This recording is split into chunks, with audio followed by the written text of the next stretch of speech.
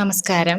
സാധാരണയായിട്ട് ഈ ഓണം സമയമാവുമ്പോൾ ഓണം റിലേറ്റഡ് ആയിട്ടുള്ള വീഡിയോസാണ് നമ്മളെല്ലാവരും കാണുന്നവരെല്ലാവരും പ്രതീക്ഷിച്ചിരിക്കുക. എല്ലാ സമയവും ഓണക്കാലത്ത് ഞാൻ അങ്ങനെ ചെയ്യാറുമുണ്ട്. ഇത്തവണ ഒരുപാട് ഓണം വിഭവങ്ങൾ ചെയ്യാനുള്ള സമയമില്ല.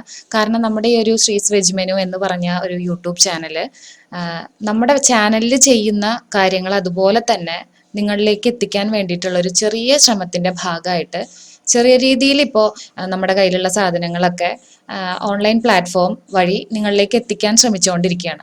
അപ്പോൾ ആദ്യമായിട്ട് ചെയ്യണതിൻ്റെ എല്ലാ പോരായ്മകളും ഉണ്ടായിരിക്കും. എങ്കിൽ കൂടി നമ്മുടെ ചാനലിൽ നമ്മൾ കലർപ്പില്ലാതെ ചെയ്യുന്ന അതേ രീതിയിൽ തന്നെ നിങ്ങളിലേക്ക് എത്തിക്കാൻ വേണ്ടിയിട്ടാണ് ഈ ഒരു ശ്രമം. അപ്പോൾ അതുകൊണ്ട് തന്നെ ഓണം റിലേറ്റഡ് ആയിട്ടുള്ള ഓർഡേഴ്സ് ഉണ്ട്. അതിൻ്റെ പാക്കിംഗ് ആണെങ്കിലും അല്ലെങ്കിൽ എൻക്വയറി നമുക്ക് വരുന്നത് മുതൽ അത് ഉണ്ടാക്കി നമ്മൾ തന്നെയാണ് ഉണ്ടാക്കി അത് പാക്ക് ചെയ്ത് നിങ്ങളിലേക്ക് എത്തിക്കണേൻ്റെ ആ ഒരു കുറച്ച് തിരക്കാണ്. ഇപ്പോൾ എങ്കിൽ കൂടി ഓണം റിലേറ്റഡ് ആയിട്ട് ഏതെങ്കിലും ഒക്കെ വിഭവങ്ങൾ എത്തിക്കാൻ വേണ്ടിയിട്ട് ശ്രമിക്കൂ കേട്ടോ. ഇത്തിരി തിരക്കായതുകൊണ്ട് മാത്രമാണ്. എനിക്ക് തോന്നുന്നു നമ്മുടെ സദ്യയുടെ പ്ലേലിസ്റ്റ് എടുത്ത് നോക്കിക്കഴിഞ്ഞാൽ ഒരു സദ്യയിൽ വിളമ്പേണ്ടതായിട്ടുള്ള അവിയലാണെങ്കിലും കാളനാണെങ്കിലും ഓലനാണെങ്കിലും സാമ്പാറാണെങ്കിലും എല്ലാം നമ്മൾ ചെയ്തിട്ടുണ്ട്. ഈവൻ പുളിയിഞ്ചി പോലും നമ്മൾ ചെയ്ത് കാണിച്ചിട്ടുണ്ട്. അപ്പോൾ ഈ ഒരു പാക്കിങ്ങിൻ്റെ തിരക്കായതുകൊണ്ടാണ്. നിങ്ങൾ തരുന്ന ഈ ഒരു സ്നേഹത്തിനും അതുപോലെ സപ്പോർട്ടിനും ഒരുപാട് ഒരുപാട് ഒരുപാട് നന്ദി. ഇനി ചിലർക്കെങ്കിലും നമ്മൾ ഈ ചെയ്യുന്ന കാര്യങ്ങൾ വാങ്ങിക്കുമ്പോൾ അറിയായിരിക്കും നമ്മുടെ വീഡിയോയിൽ ചെയ്യുന്ന രീതി എങ്ങനെയാണോ ഞാൻ എങ്ങനെയാണോ പറയുന്നത് അതുപോലെ തന്നെയാണ് അത് നിങ്ങളിലേക്ക് എത്തുന്നത്. അപ്പോൾ ഇന്ന് ഞാൻ വിചാരിച്ചു നമ്മൾ ഉണ്ടാക്കിയിട്ടുള്ള ഈ ഒരു വറുത്ത നാരങ്ങ പിക്കിൾ നമ്മളിപ്പോൾ പാക്ക് ചെയ്തുകൊണ്ടിരിക്കുകയാണ്. ഇതിപ്പോൾ നമ്മുടെ നിന്ന് വാങ്ങിക്കാത്തവർക്ക് ഇത് വീട്ടിലുണ്ടാക്കി നോക്കണം എന്നുള്ളവർക്ക് ഇതിനു മുമ്പ് നമ്മൾ ഈ വറുത്ത നാരങ്ങ ചെയ്തതാണ്. എങ്കിലും ഈ ഒരു ഓണക്കാലത്ത് നിങ്ങൾക്ക് വേണ്ടിയിട്ട് വീണ്ടും ഈ ഒരു വറുത്ത നാരങ്ങ അത് നമ്മുടെ നിന്ന് വാങ്ങിക്കാതെ വീട്ടിലുണ്ടാക്കേണ്ടവർക്ക് വേണ്ടിയിട്ടാണ് കേട്ടോ റെസിപ്പി. അപ്പോൾ കണ്ടോളൂ. പാത്രം നന്നായിട്ട് ചൂടായതിനു ശേഷം മാത്രമേ എണ്ണ ഒഴിക്കാവൂ. 100 ml നല്ലെണ്ണയാണ് നമ്മൾ ഒഴിക്കുന്നത്. ചെറുനാരങ്ങ വറുത്തെടുക്കണം. 1 കിലോ അളവിൽ ചെറുനാരങ്ങയാണ്. അത് നന്നായിട്ട് കഴുകി തുടച്ചെടുത്തിട്ടുള്ളതാണ്. മുഴുവനോടെയാണ് വറക്കുന്നത്. ഫുൾ ഫ്ലെയിമിൽ വെച്ചിട്ടാണ് നമ്മൾ വറുത്തിട്ടുള്ളത്. 20-25 മിനിറ്റോളം വറക്കുമ്പോഴേക്കും നാരങ്ങ പൊട്ടി അതിലെ വെള്ളം ഇങ്ങനെ ചീറ്റി തെറിച്ച് പുറത്തു വരാൻ വേണ്ടി തുടങ്ങും. അതുപോലെ കറുത്ത നിറം വരും.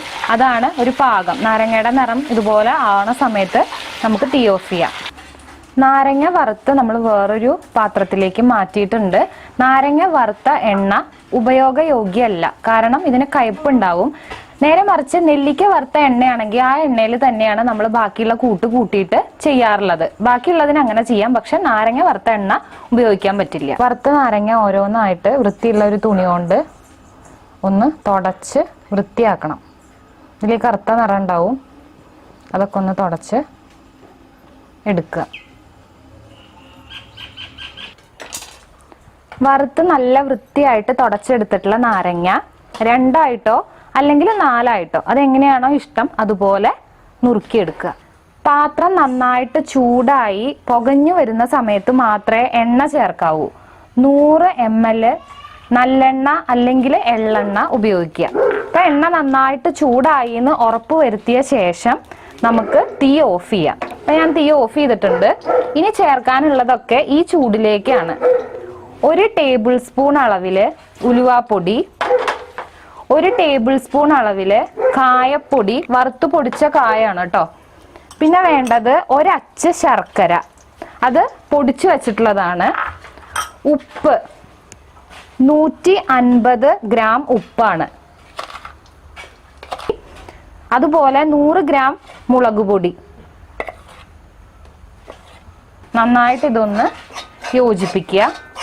അപ്പം ശർക്കരയൊക്കെ നന്നായിട്ട് അലിഞ്ഞു ചേർന്നോളും. നാരങ്ങയ്ക്ക് നല്ല പുളി ഉള്ളത് കൊണ്ട് തന്നെ ഈ ശർക്കര ഒരു മധുരമായിട്ട് ഒരിക്കലും തോന്നില്ല. അത് ബാലൻസ് ചെയ്യുന്ന ഒരു എഫക്റ്റ് മാത്രമേ ഇതിൽ ശർക്കര ചേർക്കുമ്പോൾ കിട്ടുള്ളൂ. അല്ലാതെ നിങ്ങൾ വിചാരിക്കുന്നത് പോലെ മധുരം ഒട്ടും തന്നെ ഇതിൽ വരില്ല. നന്നായിട്ടൊന്ന് യോജിക്കട്ടെ. അതിന് ശേഷം മാത്രം നുറുക്കി വെച്ചിട്ടുള്ള നാരങ്ങ ചേർക്കുക. ഇനി നമുക്കിതിലേക്ക് വറുത്ത് തുടച്ച് അരിഞ്ഞു വെച്ചിട്ടുള്ള നാരങ്ങ കൂടി ചേർക്കുക. നന്നായിട്ട് യോജിപ്പിക്കുക. നമ്മുടെ ഈ കൂട്ട് നാരങ്ങയിൽ നന്നായിട്ട് പെരളണം. നാരങ്ങയിലുള്ള വെള്ളം ഉണ്ടല്ലോ, അപ്പോൾ വേറെ വെള്ളമൊന്നും ചേർക്കേണ്ട ആവശ്യമില്ല. ഉപ്പ് ഇറങ്ങി വെള്ളം വരും. അതുപോലെ നാരങ്ങയിലുള്ള വെള്ളവും കൂടി ആവുമ്പോൾ ഇതിൽ അത് നന്നായിട്ട് യോജിച്ച് വന്നോളും.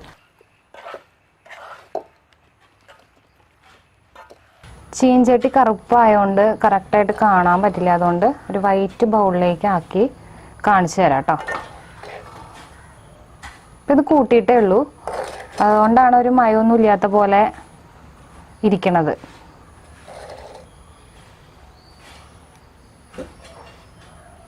ഇതിനി നമുക്ക് എയർ ടൈറ്റ് ആയിട്ടുള്ള ചില്ല് കുപ്പിയിലോ അല്ലെങ്കിൽ ഭരണിയിലേക്കോ മാറ്റി വെക്കണം. 2 ആഴ്ച വരെയെങ്കിലും നമുക്ക് ഇരിക്കണം. അതിനുശേഷം ഉപയോഗിച്ച് തുടങ്ങുമ്പോഴാണ് എരിവും ഉപ്പും പുളിയൊക്കെ പാകത്തിന് പിടിച്ച് നാരങ്ങ നല്ല മയം വന്നിട്ടുണ്ടാവുക.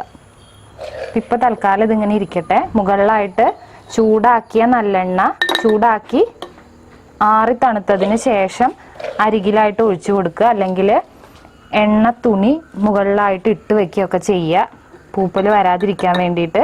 നല്ലോണം അടച്ച് വെക്കുക. 2 ആഴ്ച കഴിയുമ്പോൾ ഉപയോഗിച്ച് തുടങ്ങിക്കോളൂ. ഇഷ്ടമാവുകയാണെങ്കിൽ അഭിപ്രായങ്ങൾ കമൻസിൽ അറിയിക്കുക.